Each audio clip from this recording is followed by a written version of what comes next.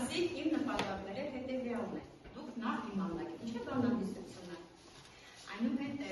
դուք կարողանաք տարբերել ինչ է դիպերքը եւ ինչ է առասպելը, ինչ առանձնահատկություններ ունեն նրանք։ Շատ կարևոր է երեխաներ, որպեսզի դուք կարողանաք պատմել, նաեւ բեմադրել, սեփական խոսքով հերոսների խոսքեր ավելացնելով ներկայացնել հայ աշխարհի նշանավոր վիպերքերից։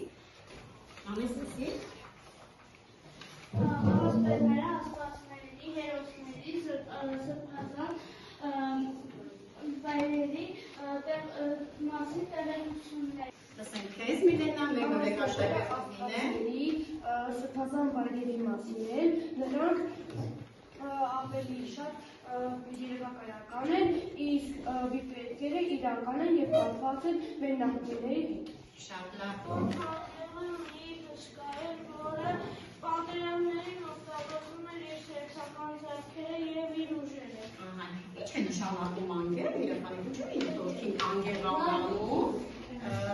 Դավիթ։ Դոքին անվանում անգեր, որովհետև նա արտաքինով տգեղ էր։ Իսկ ազգության ինչպիսի բառ է անգեղը, ուրիշ, բառն է, ազանցավոր բառ է։ Երեխաներ, ասեք երկու բառ, գեղամիջյան և գեղաչյա, ասեք նույն արմատն է։ Հիմա պատճառաբանում եք, ապացուցում եք, ինչու ոչ։ Ասա Էդգար։ Որովհետև գեղամեջը գյուղարմատն է, գեղաչյան գեղեցիկը։ Գեղեցիկի գեղարմատն է, շատ լավ, համամիջեք Էդգարի։ Վահագնը հայ Սպիցարանի երրորդ աստվածն է, նա խարտյա շրմի պատանի է, որը կրվում էր վիշապների դեմ և ազատում է հայոց աշխարհը վտանգներից։ Շատ լավ։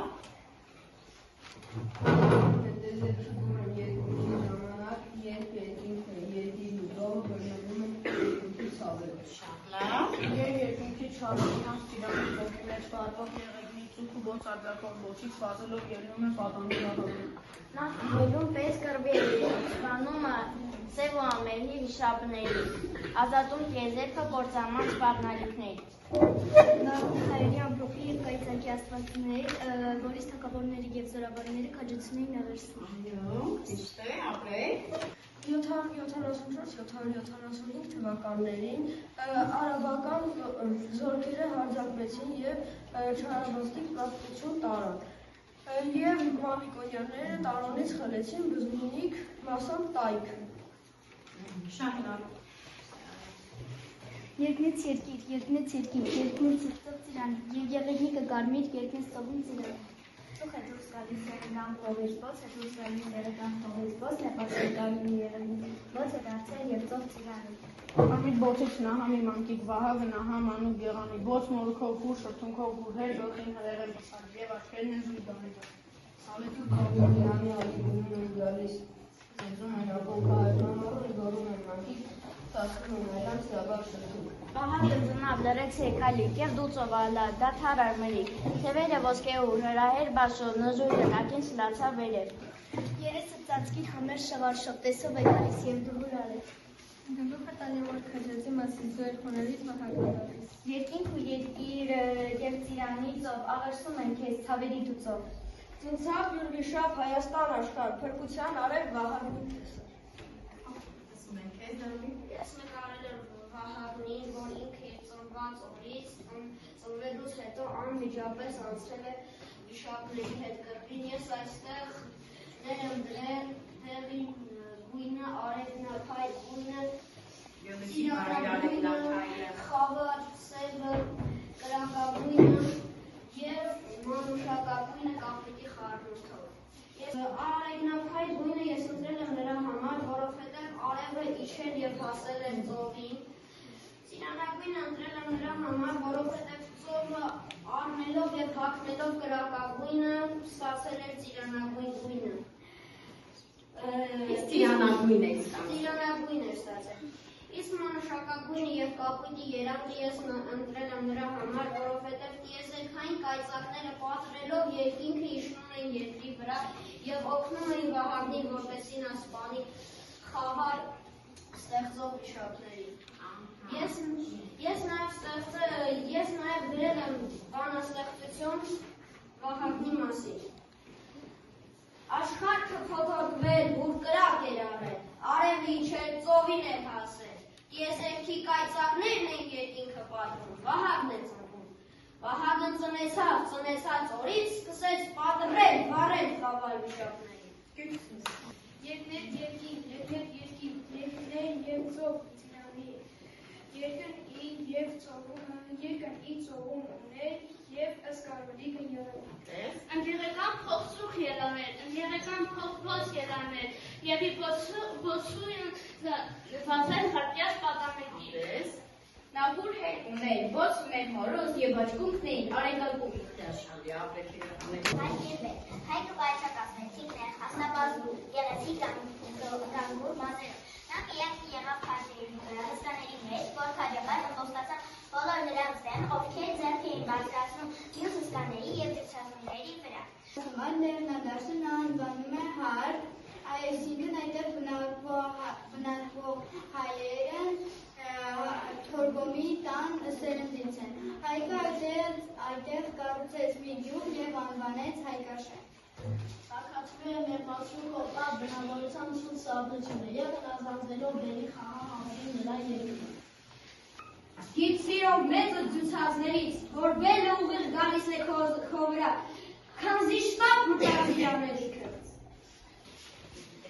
Եվ մենք դուրս գանք բերի հրասակների դեմ, ձգտենք հանդիպել նրան այնտեղ, որտեղ նա կանգնած կլինի նրա քաջերի խուռն բազմության մեջ, կամ պետք է մեռնենք և մեր ամբողջ գերդաստանը ընկնի բերի ծառայության տակ, կամ մեր կրողը ցուցադրենք, ցրենք բերի խառնախումբը և հաղթանակ տանենք։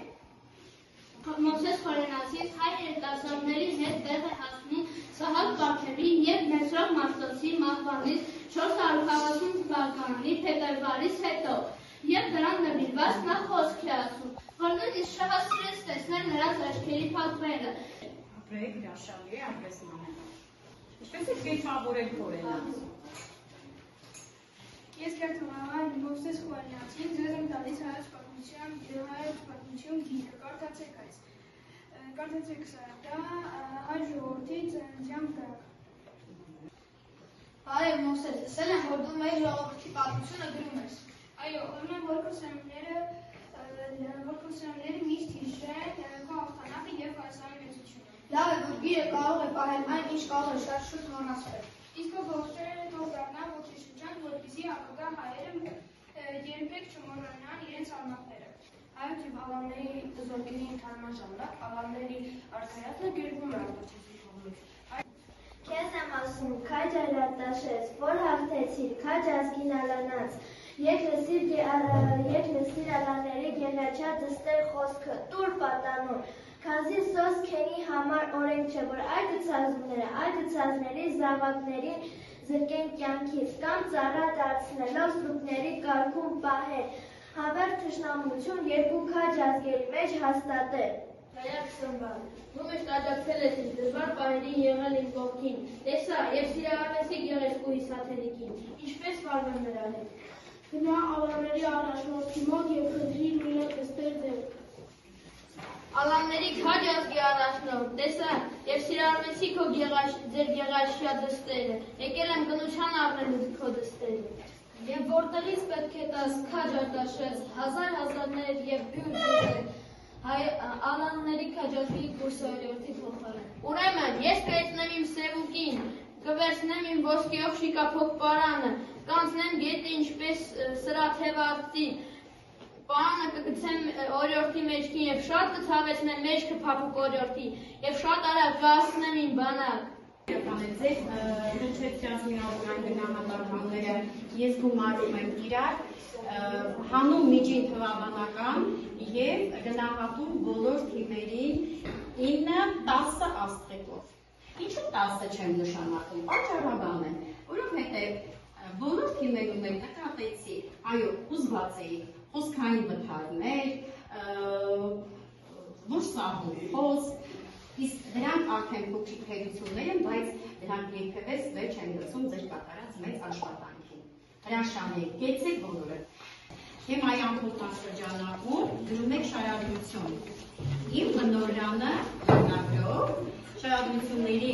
ձևավորում կարող եք անել, պաստառային ամփոփում կարող եք անել, նախապատվությունը ձերն է։